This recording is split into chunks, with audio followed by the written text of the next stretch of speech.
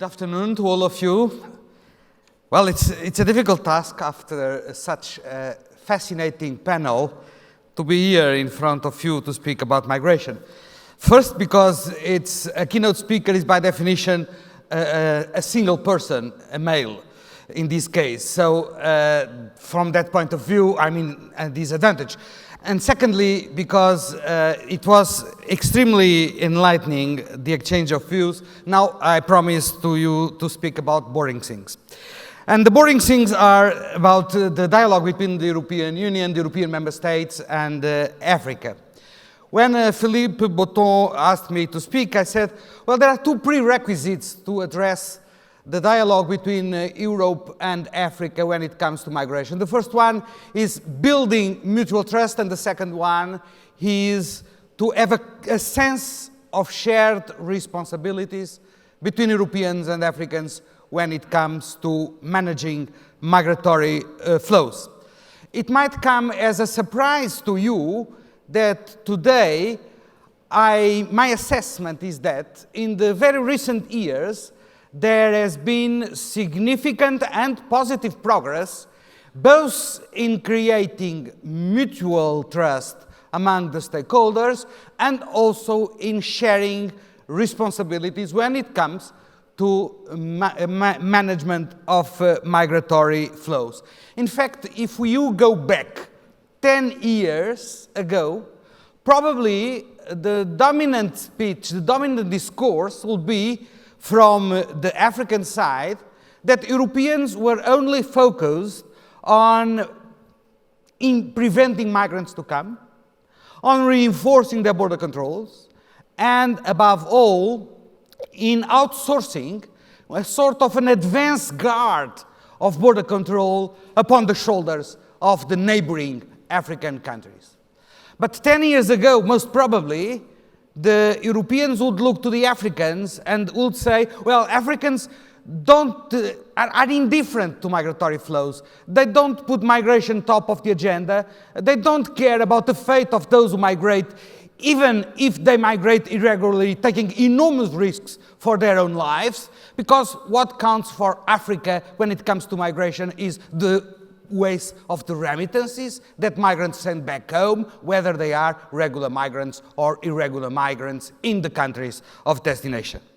Well, I think that in these very recent years, we can say with some certainty that this kind of mutual blame game is over.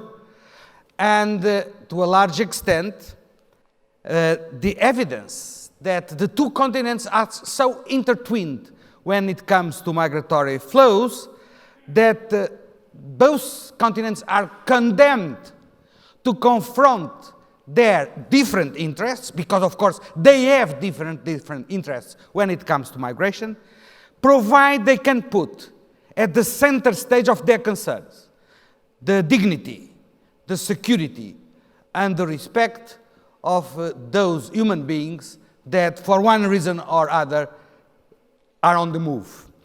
Of course, the recent events did help to create this mutual ground of dialogue.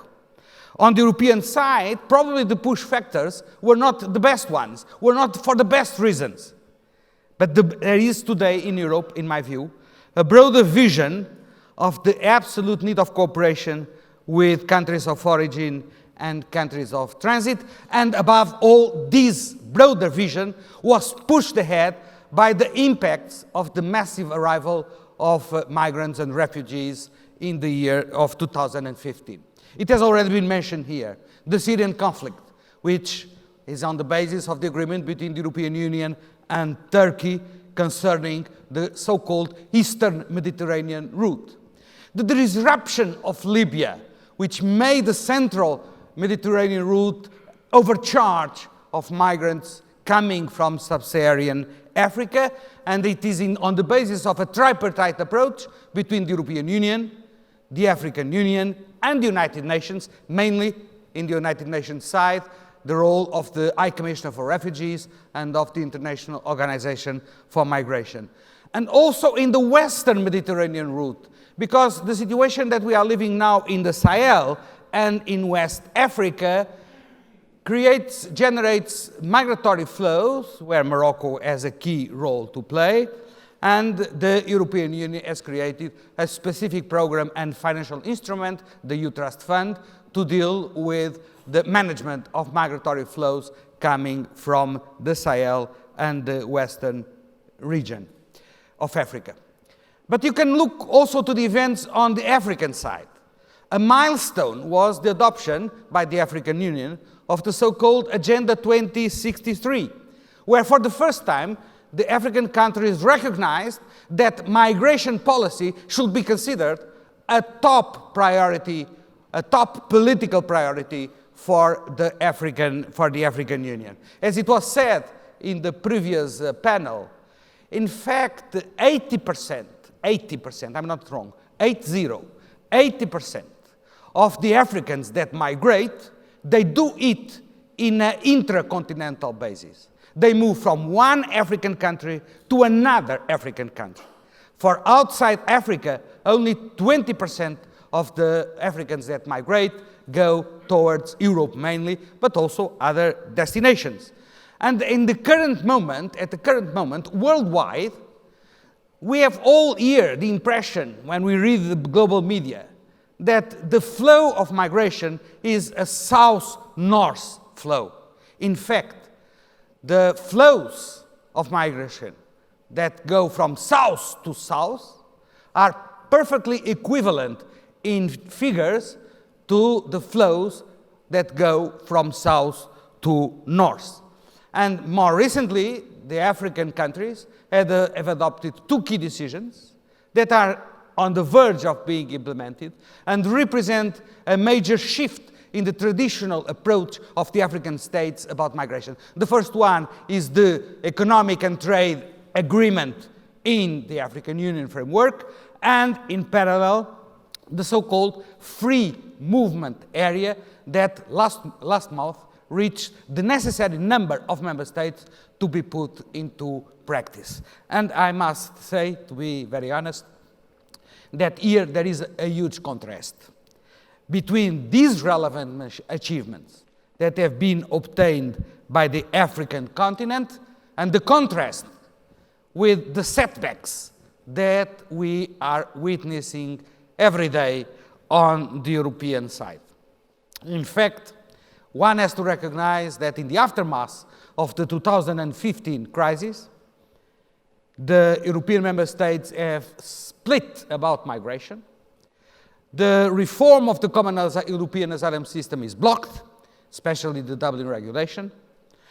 The free movement area of Schengen is put into question. And there is a clear raise on a number of countries of the populist rhetorics that make migration the cornerstone of their political discourse. Nevertheless, above all, in Europe, the splits, the divisions, the contradictions concerning migration focus above all in the so-called internal political agenda of the European Union. Up to now, and I underline this point, up to now, the moment I speak, this split of EU member states has not yet reached, has not yet come to the external action of the European Union when it comes to migration policy, with one major exception.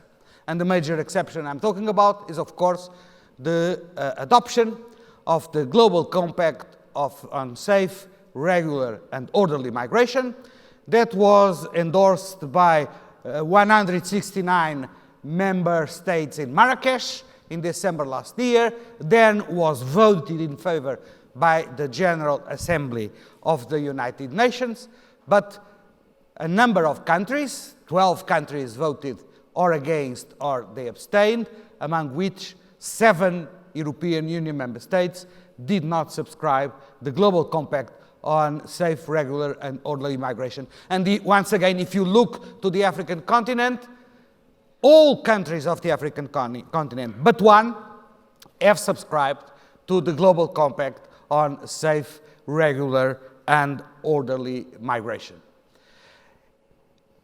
My friends, the basis of the dialogue between Europe and Africa when it comes to migration is basically to be built upon the link between migration and development.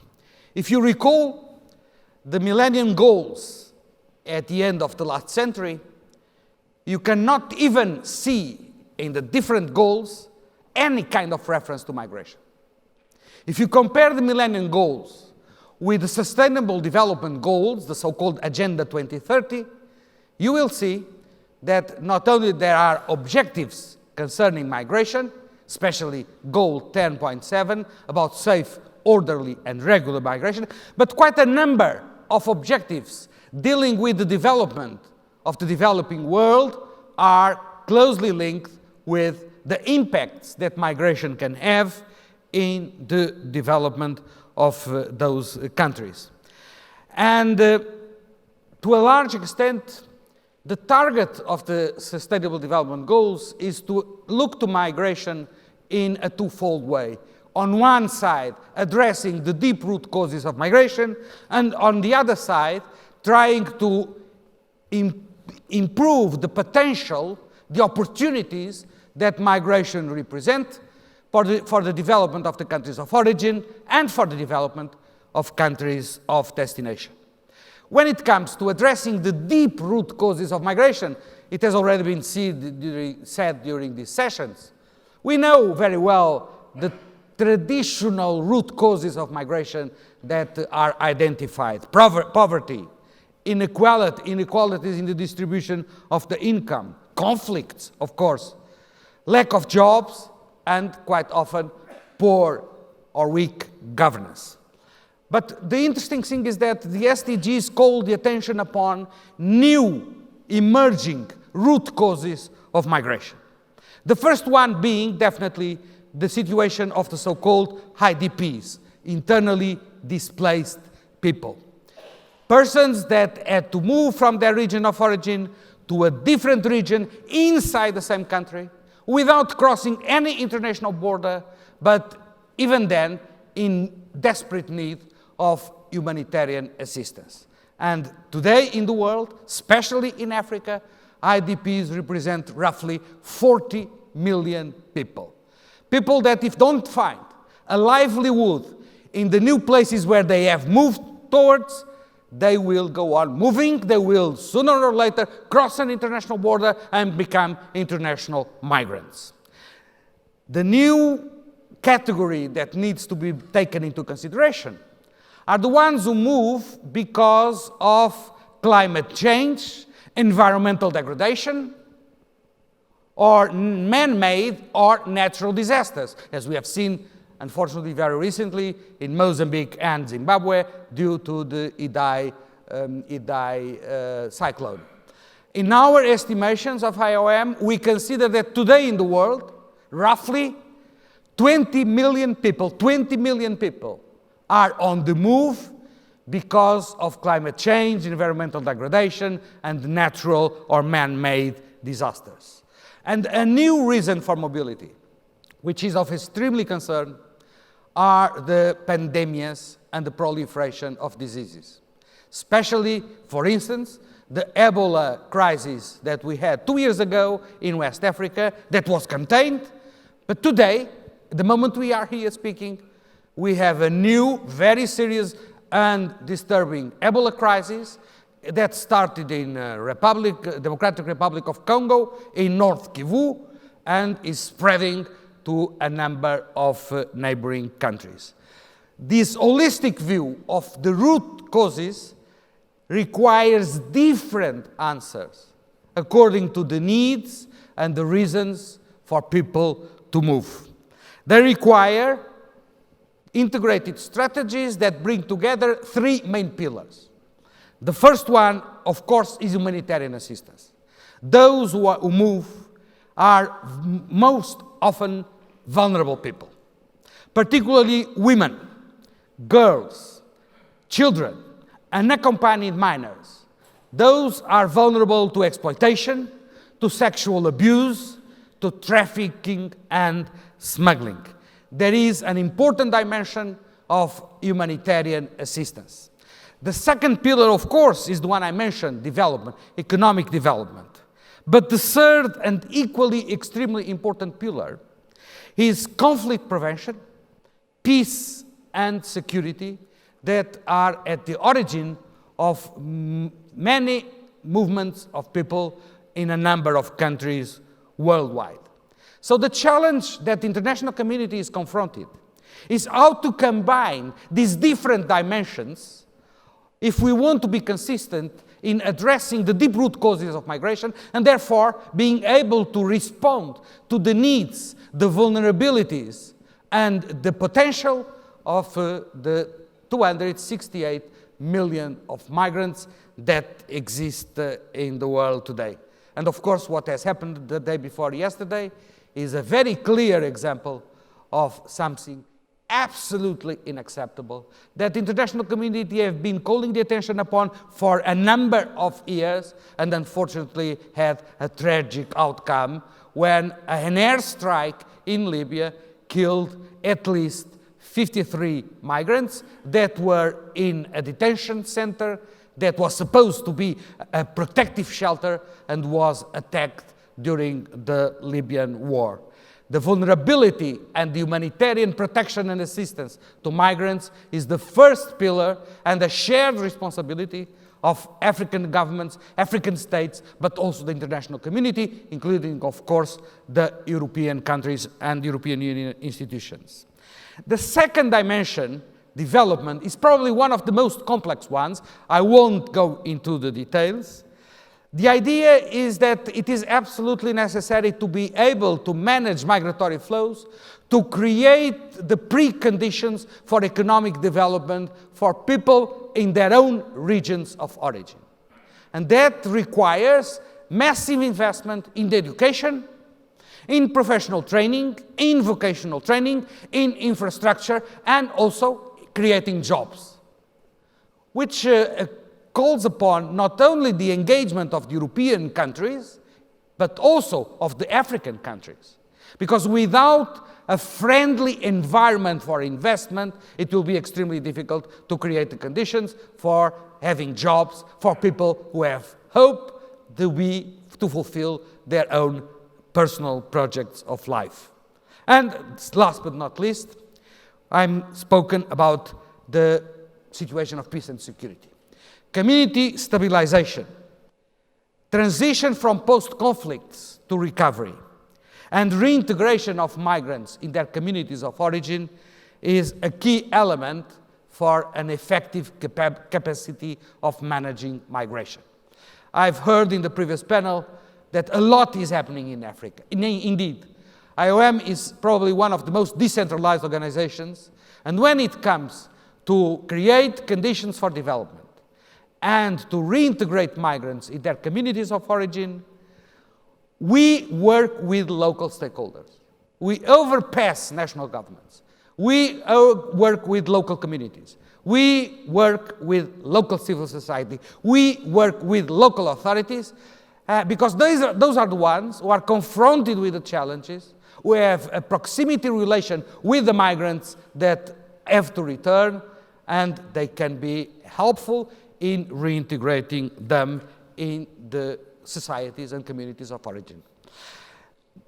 Ladies and gentlemen, I will not like to conclude without making a short reference to what I consider the disruptive or missing links in this dialogue between Europe and Africa when it comes to migration. The first one is the very limited scope of legal pathways for migration.